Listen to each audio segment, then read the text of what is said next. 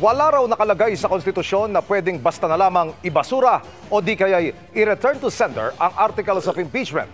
Yan ang iginit ng isa sa mga miyembro ng House Prosecution Panel para po sa impeachment ni Vice President Sara Duterte sa gitna ng pagtutok nila sa presentasyon ng articles of impeachment sa Senado sa susunod na linggo. Nakatutok si Tina Panganiban Perez. Wala nang atraso ng House Prosecution Panel sa impeachment proceedings laban kay Vice President Sara Duterte. Ayon kay impeachment prosecutor Isabel Maria Zamora, walang nakalagay sa konstitusyon na pwedeng basta na lang ibasura ng Senado ang articles of impeachment o pwede nilang bawiin ang articles of impeachment o pwede itong ibalik ng Senado. Kita nyo, wala po nakasulat. Ang nakasulat lang either acquit o convict. Wala po sa... Nasa sulat doon na magkaroon ka ng certified or verified or signified or napirmahan na resolution at tatalakayin sa plenaryo. Yan po ang tatandaan nyo. Kaya hindi po tayo papayag na iakyat ni Chis Escudero ang resolusyon ni Bato. Bawal po sa konstitusyon yon, tandaan nyo. Bawal po sa konstitusyon yon yung gustong talakayin at ipatalakay ni Bato ay ni Chis Escudero ang resolusyon ni Bato. Bawal po yon. Dapat nga po kinikilabutan sila sa ginagawa nilang gano'n na sinasabi nila. Dahil wala pong nakalagay sa ating saligang batas na if there is any senador who file resolution in order to stop the impeachment, wala pong ganon. Ang nakalagay dun, shall forthwith.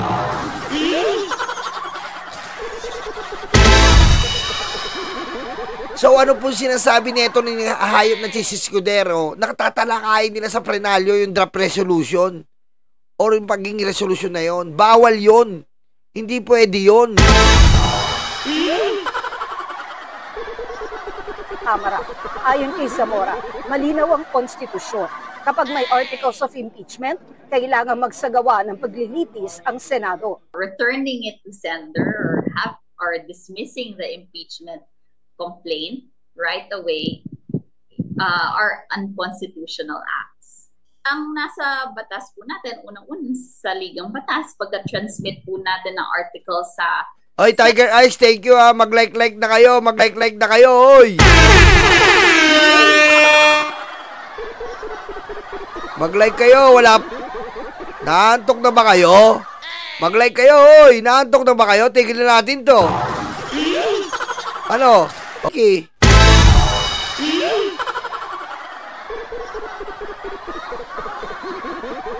Senate, tuloy-tuloy na yon. So there's no option for the senators to dismiss it. There is also no option for the House to withdraw it. Ito rin ang sabi ni Assistant Majority Leader, Representative Zia Alonto Adjo. That's not possible kung i-withdraw yan natapos na po yun ng House of Representatives. We have voted on the impeachment articles of impeachment. Ano naman yung magiging message yun sa ating taong bayan? Yes. No? Na tayo, urong-sulong.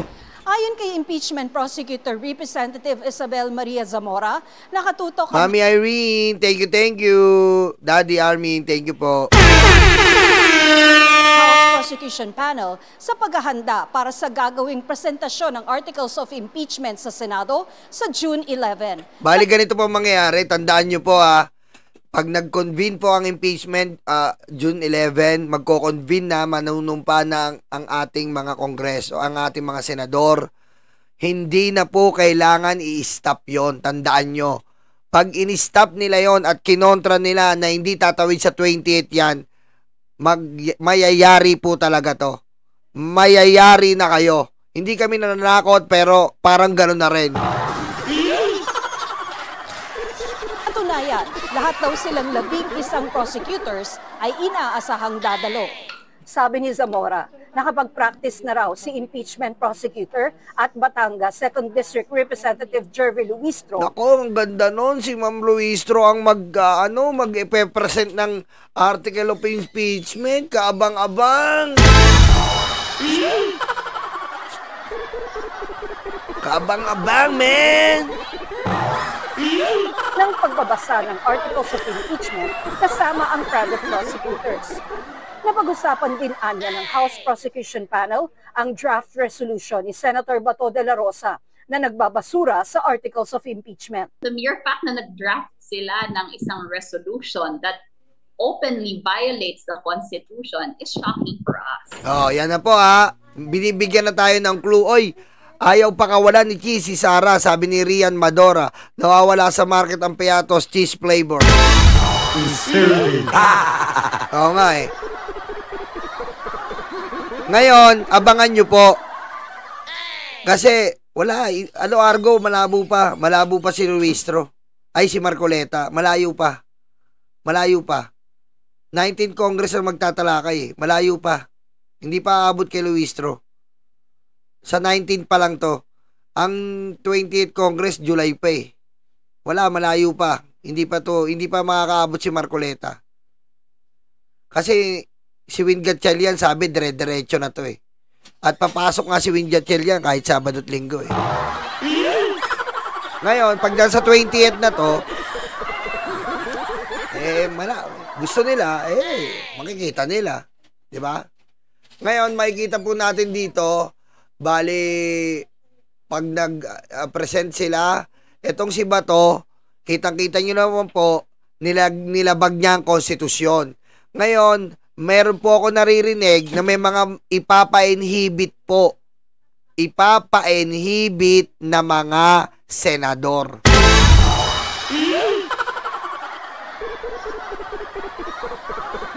Industrious si Win, tama Mamulaling. Ipapa-inhibit po ng mga senador. Bakit? Sino-sino yan? Unang-una na po dyan si Bato. Bakit po?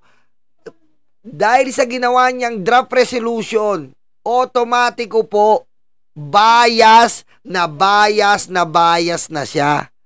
Kasi meron na siyang bilang urado, meron siyang intention to dismiss. And kung may intention to dismiss ka, maaaring bahidan mo na ang impeachment trial.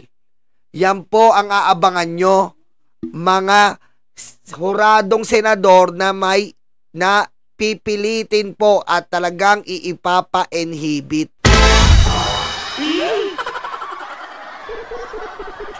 Yan po ang magiging kaparusahan ni Bato de la Rosa. Yan po ang magiging kaparusahan according to the Constitution yun. Diba? Kasi nagbigay ka ng draft resolution, ibig sabihin, bias ka na kagad, may pinanigang ka na, boto ka na kay Sara Duterte, kahit hindi pa binubuksan ng ebidensya, wala pa tayo sa unang paglilitis, wala pa, hindi pa nabubuksan ng libro, kinuwento mo na.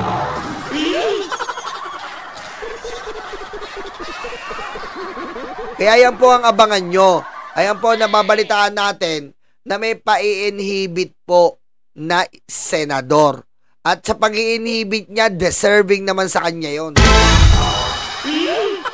Hininga namin ng reaksyon ukol dito si Senador De La Rosa pero hindi pa siya tumutugon. May ikinakasa ng prayer vigil ang ilang grupo para ipagdasal ang Senado na ituloy ang impeachment trial ni Vice President Duterte. Para sa GMA... Ayan po, may mga prayer vigil na po na ikinakasa ang ating, ito po ang sa Dilaw, sasama ako sa EDSA. Yan po ang sinasabi ko sa inyo, mga panawagan ng Universidad Kaparian. Ayan po ang kapanawagan ngayon. Ang mga dilaw po sa EDSA at kami po mga vlogger, magsasagawa po kami sa June 9 sa tapat ng Senado. Ngayon, sa ginawa ni Bato, hindi siya nakatulong. Bagkos, lalo niyang ginalit ang organic at legit na taong bayan. Diba?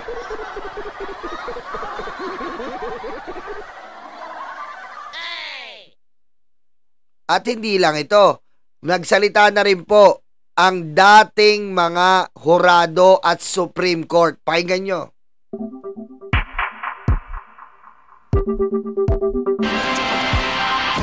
Nanawagan na rin sa Senado ang iba pang pamantasan na ituloy ang impeachment trial. Ito na po, iba't ibang universidad, pinanggalingan ni Sara to, kanyang mismong eskwelahan, San Beda. Aray! Sinusuka ng kanyang sariling eskwelahan. Biro mo sarili mong alma mater, sinusuka ka na. Ni Vice President Sara Duterte, wala raw basihan sa batas at konstitusyon para hindi ito agad aksyonan. Nakatutok si Joseph Moro. Kasunod ng University of the Philippines College of Law, nanawagan na rin ang San Beda University Graduate School of Law sa Senado na ituloy ang impeachment trial laban kay Vice President Sara Duterte. Ayan na po, dire-diretso na. Bato, nagpapasalamat kami sa iyo. Pinupuri ka namin, pwede ka namin ikisa noo. Bato, pwede ka namin ikisa noo dahil napakagaling mo, ginalit mo ang taong bayan. Maraming salamat sa iyo. Oy, Jerry Ramil, thank you ah. Maraming salamat sa iyo, Bato de la Rosa, dahil ginalit mo ang taong bayan. Ang mga iba't ibang universidad dito sa Pilipinas ay nagising na. At pati na po ang ating mga kaparian sasama po. Meron po tayong 1 linggo po ang rally. 1 linggo po. Lunes po meron sa vlogger. Martes po meron po sa mga youth. Meron po sa mga kabataan, Gen Z and millennials. Ay, meron pa sa dagdag pa yung kabataan. Merkulis po, meron din po. Huwebes, meron. Kumpleto po. 1 linggo po ang rally. Nagkalat po. Kaya abangan nyo po etong darating na susunod na linggo. Uumpisahan natin, susundan ng ibang kaparian, susundan ng ibang militanteng grupo. Napakadami po ng kasama. Kaya, salamat, Bato de la Rosa.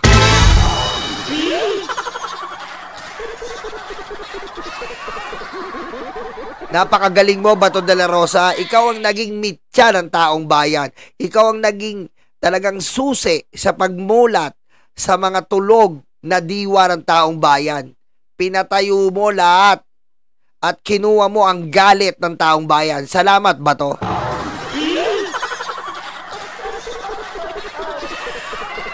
Sa isang pahayag, sinabi nito na dapat daw sumunod ang Senado sa konstitusyon. Ilan sa mga nakapirma ay mga dating maestrado ng Korte Suprema. Ito po dating maestrado ng Korte Suprema to.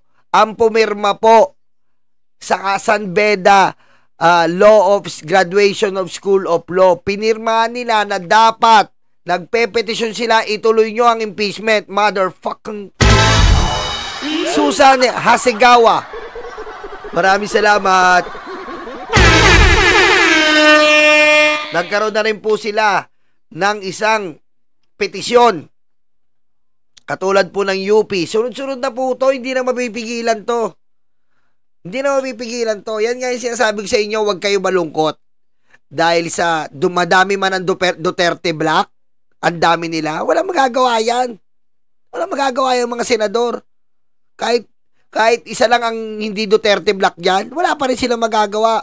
Pag nagalit ang taong bayan, nakala nila, kahit 24 kayong Duterte, mga Duterte yan Pag nagalit ang taong bayan sa inyo, wala kayong magagawa. Sinasabi ko doon. Gising ang tao. Gising po ang tao. Hindi po ang tao nagtutulog-tulugan. Sabi ko sa inyo, ang hearing na ginawa ng good governance sa Kongreso, nagpabulat-lat sa lahat ng kabauan ni Sara Duterte. Tapos pagdating po sa Senado, papatayin nyo lang ang impeachment? Hindi pa pwede yan. Ang Pilipino, alam nyo ba, ayon sa survey, ayan na naman ako survey.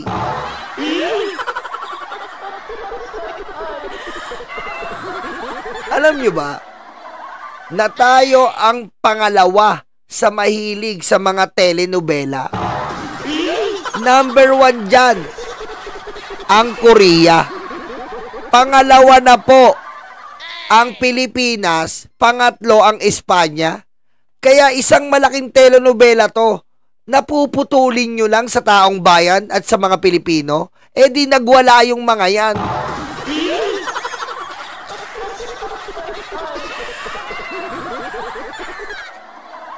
Nanonood ka ng Netflix, biglang nawala ng internet. Di ba galit na galit ka? Parang ganun din to. Pinapakinood mo na parang Netflix, biglang mawawala na lang kagad. What's the F?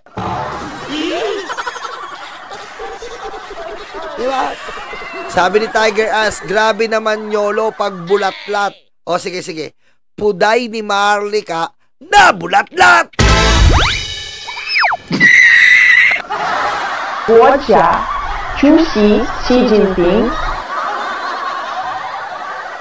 Tama, Criselda Afare. Don't you even know that 9 out of 10 Filipino want Sara Duterte to be impeached? And don't you even know that 99% safeguard kills the germs? And the question right now, where is the 1%?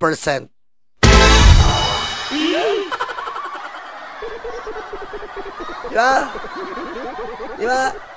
Bata pa lang tayo. Hindi natin masagot yan. Lagi na lang, 99% safeguard can kill the germs. Anong nangyari sa 1% safeguard? Pusang na ka. Ha? 3 na, ang dami ko ng anak. Ang dami ko ng anak. Safeguard. Ba't hindi mo mapatay yung 1%? Ha? Ba't hindi mo mapatay?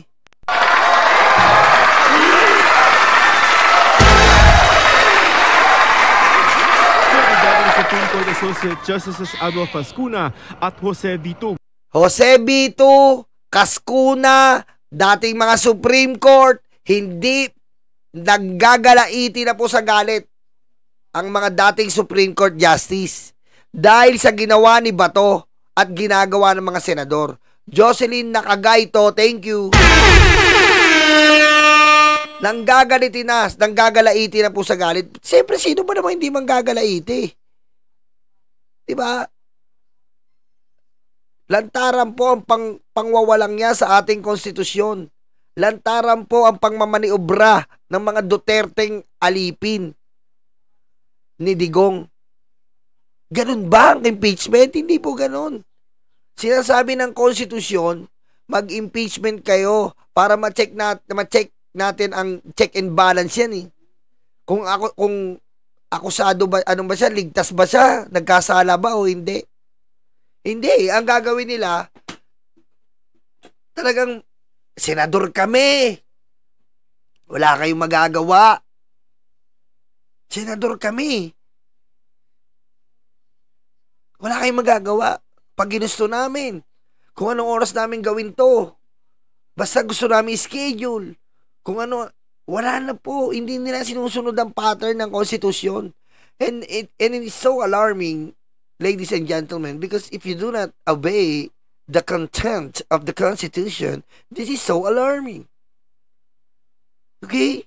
Because the senator, which is the one of the people that process the law, disobey the law.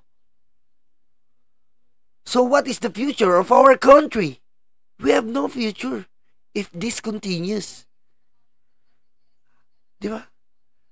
And the children, I believe, is the future.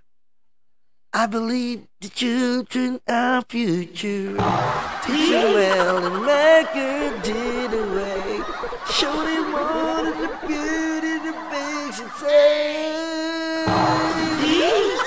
Give it a sense of to make it easier. It's stupid.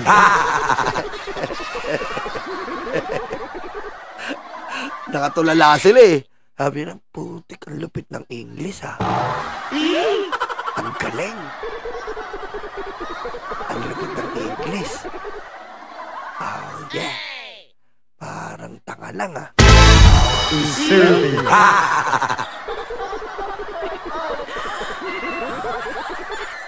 Malinaw daw sa Article 11 ng Konstitusyon na kapag may verified complaint na inihain ng 1/3 ng mga miyembro ng Kamara, dapat daw ay magkaroon agad ng paglilitis. Wala raw basehan sa batas at sa konstitusyon para hindi ito agad aksyonan. Ang delay tila nagpapakita raw na ang mga nakamandatong proseso ay pwedeng Kasi tandaan nyo po, pag dinidelay nyo po ang batas, ibang klase po yun. Justice delay is justice denied. SOP po yan. Kapag nadidelay ang hustisya, nagsisilbi na itong pagbabaliwala sa hustisya. Di ba? Parang girlfriend lang yan eh. Pag may delay ang girlfriend mo, problema yan eh. Sige nga. Oh. Di ba? Girlfriend mo delay. Oh, anong mafe-feel mo niyan? Problema yan.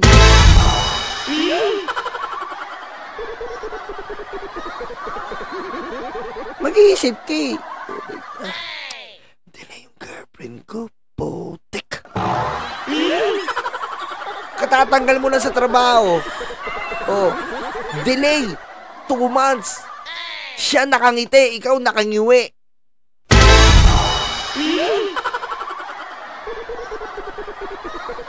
Diba? Sabi ni Forty, napaisip ako, hindi kaya sinasadya ni Bato na gumawa ng peking resolution para ma-inhibit siya as jury, hugas kamay ba parang si Plato. No, hindi niya papayagan na siya ay matanggal sa pagdedesisyon. Every vote counts sa impeachment. Every vote counts. Hindi niya papayagan yon at hindi pwedeng gawin ngayon. Magagalit sa kanya mga Duterte. Magagalit sa kanya yan. Hiwalain para sa mga pansariling motibo. Yes! Ang paglilitis daw ay sukatan ng pagpapanagot sa mga opisyal ng gobyerno. Yes, tama yan.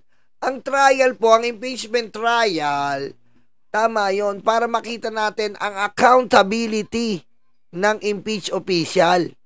Accountability na kung may kasalanan ba siya, accountability na ligtas siya. Ngayon kung ligtas siya, napakaswerte ni Sara Duterte, sabi ko sa inyo mga DDS. Kapag ligtas si Sara, magtatago na yan. Yang mga prosecutor, yang mga pumirma, 200-2/3 yan, magtago na kayo, kakasuhan kayo ni Sara. Si Sara ang magiging multi-billionaire sa Pilipinas. Kakasuhan niya lahat yan eh. Diba? Tsaka, huwag natin pigilan. Hindi natin makikita yung bloodbath. Ginusto ni Sara yan eh. Oh. Diba sabi nyo, agila? Oh. Eh, ba't naging ano ngayon? Naging, ano ba to? Naging pabo.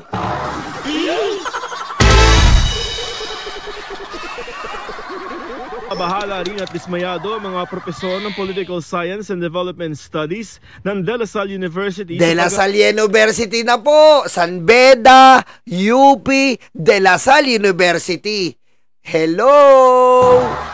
Hello mga DDS! Criselda pare! Hello mga DDS! Parami na ng parami! Kahapon UP, ngayon San Beda at De La Salle. Hello!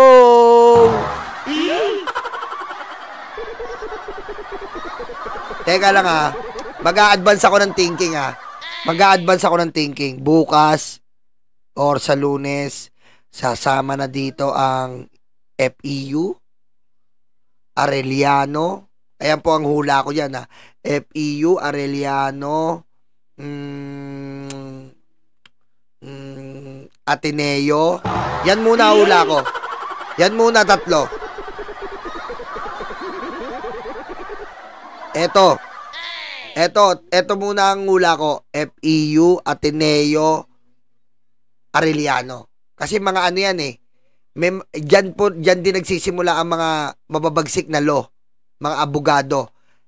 FEU, Arellano, Ateneo. Ayan ang hula ko. Lunes, tingnan nyo. Magsasalita na yan. Ayan na naman tayo sa data mix eh. Wala ditong data mix at STI. Wala yun.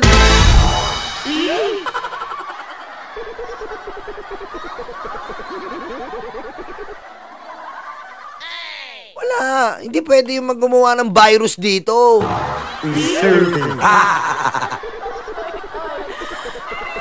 Tingnan nyo ha.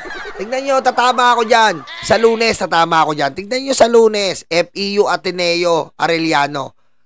Tingnan nyo, tatama ako dyan. Ayan ang hula ko. Tingnan nyo, tatama ako dyan. Hindi ako nagkakamali. Dilasal na tayo. Kakaantala ng pagbuo ng Senado bilang impeachment court para dinggin ang kaso laban kay Duterte. Ang kawalang pagkilos daw na ito ay hindi lamang Balyari, eto na nga isang beda, hindi ka ba nakikinig? Eto na nga inire ako isang beda na to. Ha? Pahina ng tiwala ng publiko sa mga demokratikong institusyon, kundi paglapastangan rin sa mga prosesong nasa konstitusyon. School mo sa... STI nga ako eh! Fly high! With STI! Fly high with STI! Paro-paro G. Paro-paro G. Paro-paro G. Yun. Para panagutin ang mga opisyal ng pamahalaan. Tama! Hihimok din nila ang mga papasok na senador ng 20th Congress na ipagpatuloy ang impeachment trial na may kaseryosohan at katapatan sa kanilang sinumpaang tungkulin.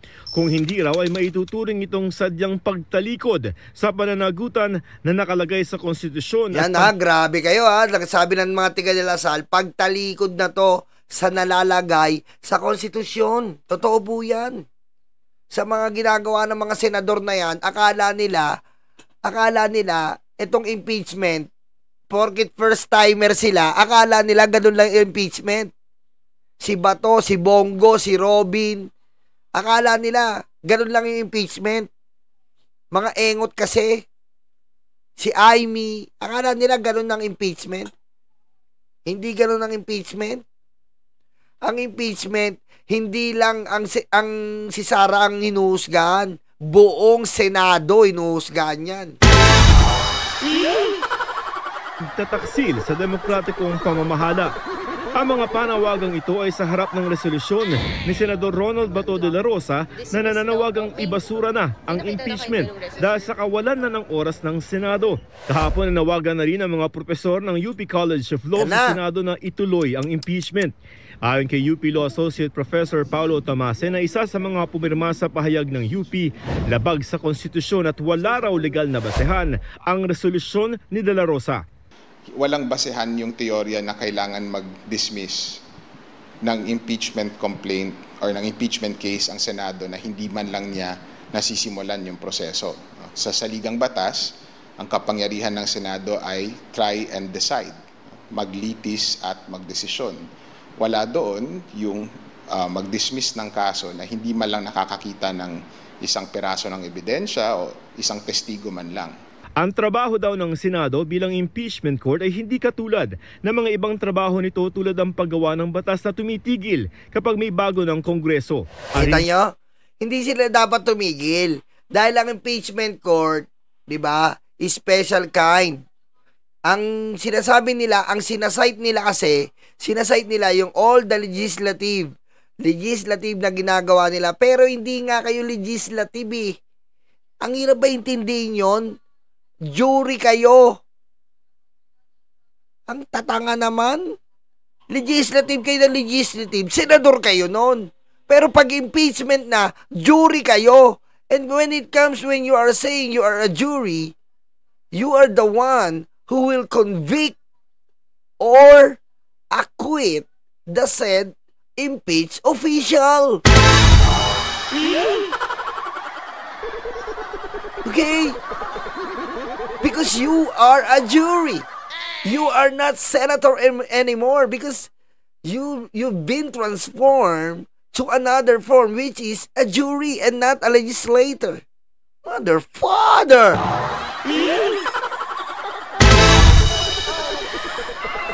Yes! Malyari, that's right. So, even though this 19th Congress is nearly ending, 20th Congress must pursue with the impeachment because the jury is continuing.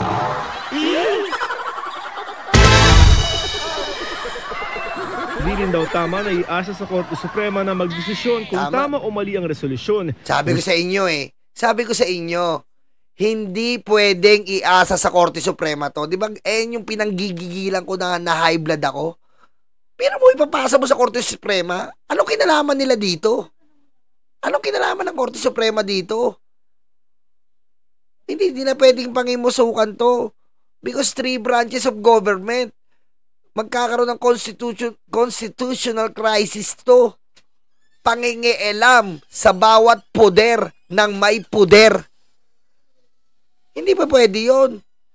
Dahil ang pinag-ugatan ng kasalanan nito, yung paglabag nyo sa konstitusyon. Ano ba pinag-ugatan? Ang pinag-ugatan, nilabag nila ang salitang shall forthwith.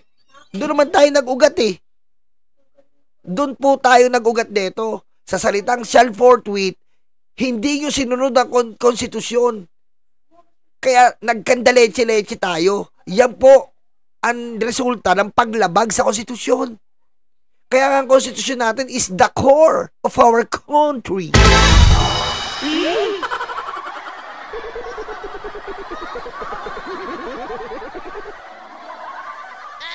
Okay?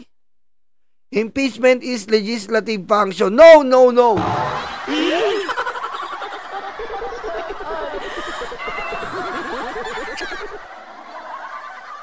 Diba? Hindi yung yung jury sila noon eh. Diba sabi ni Atty. Santa Maria at ni Win Gatchalian, diba? Sila ay magiging jury. So, tatlo pa nga, diba sabi ni Atty. Santa Maria, COMELEC, taga-check sila ng election, legislative, and jury. Diba?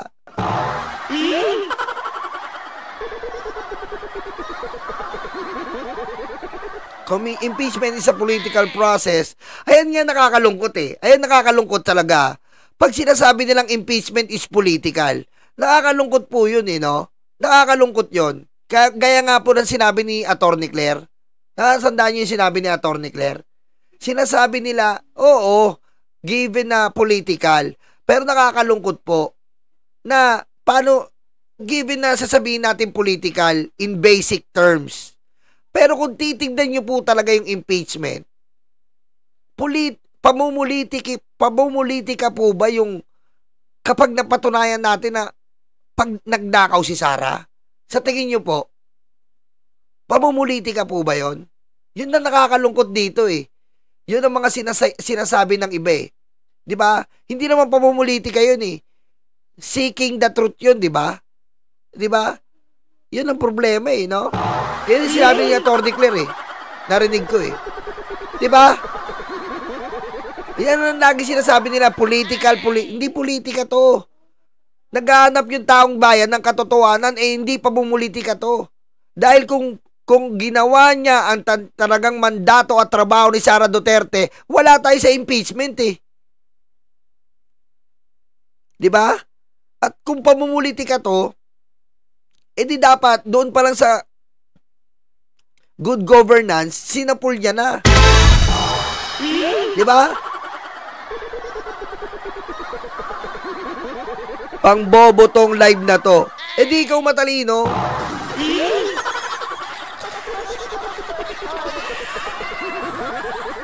Either both, pero depends pa rin. Oh, depends na sa sitwasyon, no?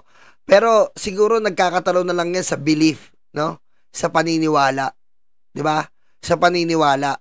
Para sa kanila, sa mga Duterte, politika. Pero sa iba, ako, naniniwala ako, paghanap to ng katotohanan eh. Pare Kamandag, di ba? Paghanap ng katotohanan. Am I right? Am I left?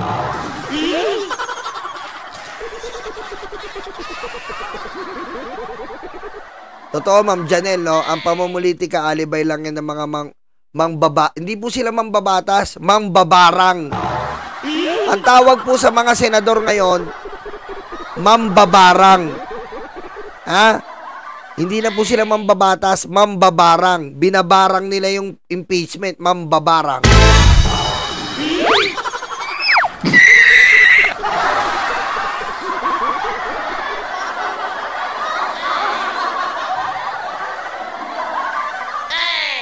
Okay, yun na lang po ang ating live. Mabilis lang po tayo ngayon. Bukas tayo magkita-kita ng maga. Okay, may inaayos kasi ako ngayon eh. Ha? Narang nanibato, sobrang tanga-tanga. May resolution pa siya, ay booking na. Kahit na anong gawin nyo, hindi yan uubra. Takot na ba si Sara? Bank account makita na. Tayo na, mga Pilipino. Ang Senado ay tayo'y ginagago. Mamulat na magsama na tayo sa kalsada. Ipapakita natin ang boses ng masa. Sige, harangin niyo pa. Galitin ng galitin ang mga masa. Tingnan lang natin kung uubra. Baka Senado mawala ka biglang kinabukasan. Lahat kayo dyan ay nganga. Tara na mga Pilipino. Ang Senado na to, tayo ay ginagago. Tinatakpan, binasura ang katotohanan. Para ang Duterte ay kanilang paboran. Di nyo mapipigil ang mga taong gigil. Di na maiiwasan, di na masisikil. Subukan nyong hindi ipakita ang katotohanan dito. Malalaman na lang ninyo, wala nang Senado. Di nyo na maloloko ang mga tao. Binubobo tayo ng Senado. O tara na, dyan sa EDSA. O sa harap ng Senado, kalampagin sila.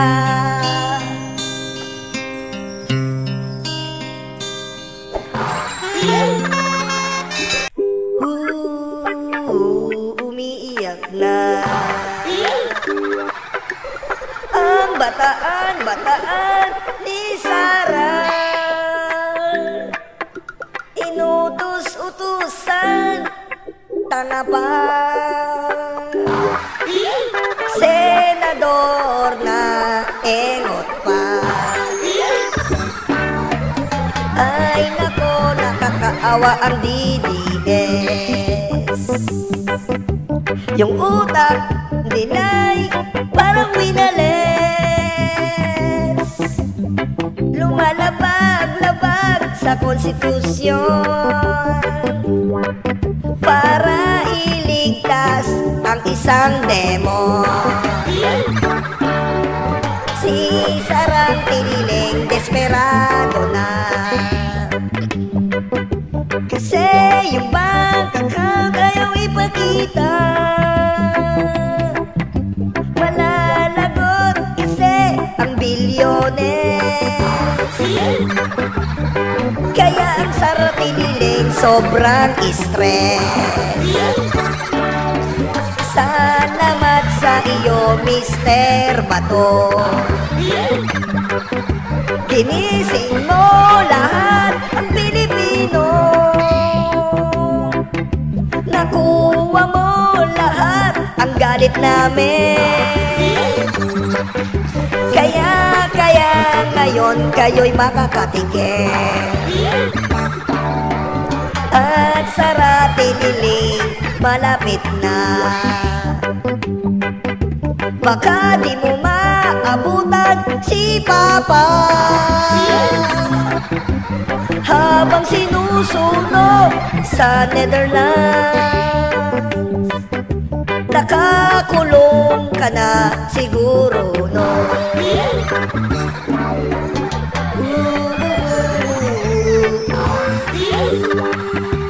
Papa, nasa garapon ka na.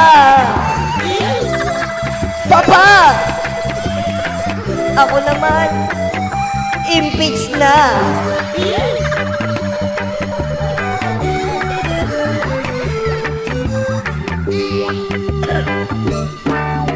Kaya Sara, magdasal-dasal. Samahan ka ng kapatid mong nagsasalsal.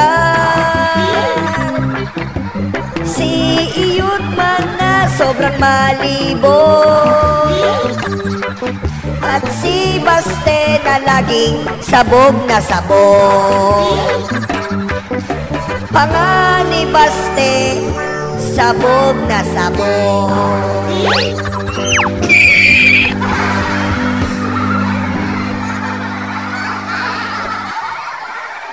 Thank you.